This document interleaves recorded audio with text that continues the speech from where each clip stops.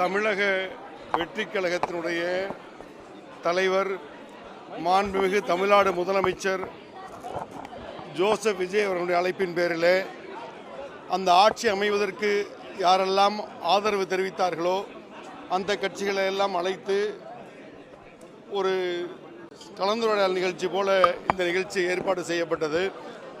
ஆதரவு தெரிவித்த கட்சிகளை எல்லாம் தோழமை கட்சிகளாக மாற்றி வரக்கூடிய நாட்களிலே ஒருங்கிணைந்து பணியாற்ற வேண்டும் என்ற புரிதல் ஏற்பட வேண்டும் என்ற அடிப்படையிலே இந்த கூட்டம் ஏற்பாடு செய்யப்பட்டது.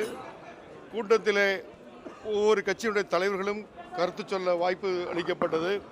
அந்த வகையிலே தலைவர்கள் சொன்ன கருத்துக்களை எல்லாம் உள்வாங்கிய மாண்புமிகு முதலமைச்சர் அவர்கள் இந்த ஆட்சி மதச்சார்பின்மை, சமூக நீதி, லஞ்சம் ஊழலற்ற ஆட்சியாக நிச்சயமாக நடைபெறும் என்பதையும், எதிர்க்கட்சியினர் அவதூறு பரப்பி வருவது போல் ஒரு சில மாதங்களிலோ ஒரு சில வருடங்களிலோ ஆட்சி மாறாது, பன்னெடுங்காலங்களாக இந்த ஆட்சி தொடரும் என்பதை அவர்கள் தெரிவித்தார்கள். அந்த வகையிலே அனைவரும் புரிந்து கொள்ளக்கூடிய வகையில், நட்பை வலுப்படுத்தக்கூடிய வகையில் இன்றைய சந்திப்பு சிறப்பாக நடந்து முடிந்திருக்கிறது. இல்லை, தான் சொன்னமே, முதலமைச்சர் சொன்னது தான்.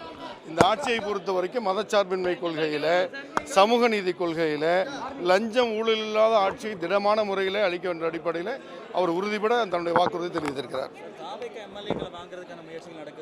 இல்லை, அந்த பேச்செல்லாம் ஒன்றுமே இல்லை, அதுக்கான வாய்ப்புகளும் இல்லை. அது இல்லை, அது இல்லை, அதை பற்றியெல்லாம் பேசிக்கல, அதெல்லாம் ஒன்றும் நடக்கலை. இல்லை, பேசல இல்லை.